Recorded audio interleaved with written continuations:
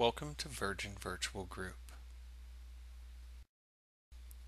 In this tutorial, we're going to begin by learning how to run and configure the VAFS client for logging your flights.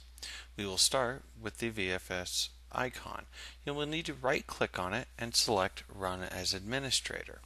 Once you have selected Run as Administrator, there will be a pop-up that asks you whether or not you will allow it control. Select Allow, and then enter your username, password, and I usually like to click Remember Me. You can then log on. Now it will go ahead and start bringing up the main screen. From here, it starts out with your pilot information screen. You will see your pilot name, your call sign, rank, status, assigned hub, flights this month, total flights, hours this month, total hours, passengers flown, cargo flown, your account number, balance, pilot rating, and the VA's rating, as well as your current location. The pilot screen is also a great place to find the latest in Virgin Virtual Group news. Here you will see regularly updated news that's important that you may not see otherwise. If you are interested in VAFS news, you can click on that tab. The next tab we come to is your pilot logbook. You can click on it and you will see your flight number, departure airport, arrival airport, aircraft type, flight distance, flight time, and the date of the flight. You may also want to scroll through your flights if you're looking for a particular one. The next screen we come to is the VAFS options screen. Here you will find a list of variables that are set by Virgin Virtual Group that you cannot control. You do, however, have control over your units of weight, distance, how you end your flight, which version of simulator you're using, whether or not to play VAFS sounds or messages, and how often VAFS saves the flight. You can then save these options. Next, we have the jump seat feature. We ask that you do not use the ICAO feature, as that winds up costing the airline money. Rather, we would like you to use the drop-down list of available free jump seat locations. In this scenario, we'll just go ahead and use San Francisco. Once we click on that, we can then click on Jump Seat to New Location to the right of it. As you will see, we are now located at San Francisco. Click OK. That will then bring us back to our main pilot information screen. Finally, we were going to want to start a new flight. By clicking Start New Flight, you will see all of the routes listed at our location, and that is San Francisco. You may filter in aircraft and ICAO, departure and arrival, or the tail number, but most likely you're going to use these filters. You have the ability to look at all of the flights at San Francisco, or you may go over here and choose from the following options. Dispatched flights. My booked flights is not a feature yet enabled. You can show all routes and you can show code share routes. For this, we're going to use show all routes. As a probationary first officer with Virgin Virtual Group, you will only be able to fly the Embraer 190 and the ATR 72. This is where the Show All Routes feature becomes extremely helpful. You can then sort by aircraft and scroll to the type of aircraft that you wish to fly. In this case, we're looking for the E90 or the ATR 7. We'll go ahead and select the ATR 7. The system will then load the route information for the selected flight. By looking at the route information for that selected flight, you'll see the flight number and various information as well as the ticket prices. You will then see the number of seats available, the number of seats that are booked, the current payload weight and the maximum payload, the estimated expenses for the flight, and the total revenue. We can then continue with the selected route. Once we have selected our route, it's time to choose our cargo. Now we want to be careful here and not take anything that weighs more than its revenue. As a general rule of thumb, we want to have at least $1 for every 1 pound we carry. As you can see, 73 pounds for $14 is not a good plan. Instead, we'll look for something a touch more lucrative.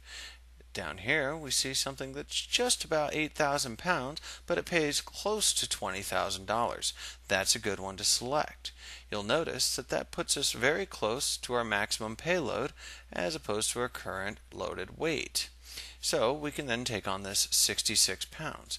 Now, if we wanted to go and take more weight, say that 73 we were already looking at, we'll see that our current payload weight now has turned red and we cannot carry it. So we will go ahead and deselect those items.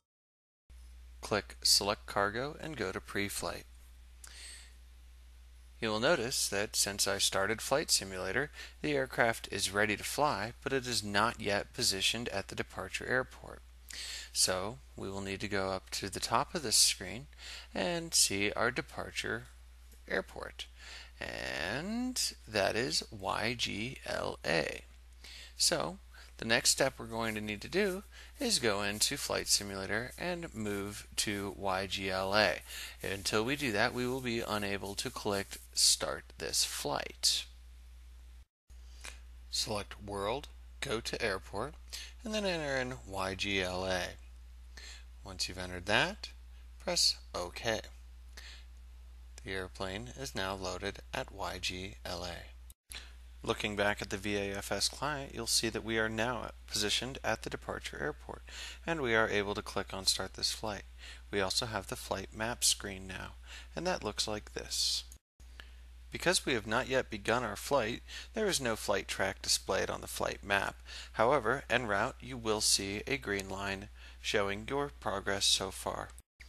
Now looking back at our pre-flight screen, you will notice that our current loaded weight is 52,000 pounds, where our maximum takeoff weight is 48,000.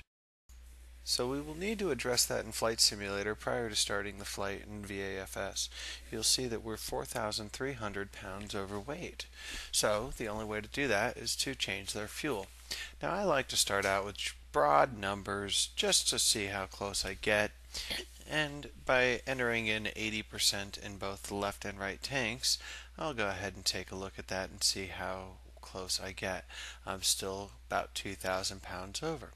So next I'll go in and I'll just go ahead and remove the 2,000 pounds. I like to get as close as possible without getting too crazy about it, but we'll see. I just go ahead and take the 4 out and put in a 3, do the same thing on the right tank, and select OK. Well, look at that. We're still 160 pounds overweight. Change it one more time, and now I'll just go ahead and make it 3,400 on the nose for both wings. And that should put us well underweight, but not too far. We want to carry plenty of fuel, but we don't want to be overweight for the flight. As you can see, we are exactly 2 pounds overweight for this flight. Now that we've adjusted our fuel, we can come back into the pre-flight screen and start the flight. We can look and we'll see that all of the fields are populated for how much we are carrying and what we are carrying. Current flight time is still 0 and flight time to destination is 0 because we have not yet moved. But VAFS will track the flight by lat and long, altitude, and indicated airspeed throughout the flight and update our position on the flight map. You will notice that by starting the VAFS client that the engines have now been shut off. Everything blinks and we now need to start. For beginner users, you may want to just use Control E to engage the auto start function. As the engines begin to start, you will see a message displayed by VAFS that it is awaiting the engine start. You can see that up here in red. Once the engines have started, and everything is going and looking normal, we will go back and look at the VAFS screen. It is now changed. Looking at the VAFS screen, you will see that our position has been updated to taxi and takeoff.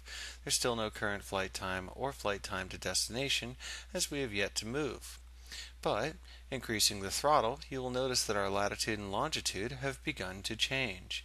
Our airspeed is increasing as we are rolling down the runway. I use the benefit of two monitors so I can look at the VAFS screen and the flight sim screen simultaneously. As we speed up, we will then eventually rotate here shortly, and the altitude will begin to climb. Once we've begun to climb, you will see that the VAFS screen will take a different shape. It will update our position to in flight. Additionally, you will notice that our current flight time and our flight time to destination has been updated in addition to the in-flight portion of the screen.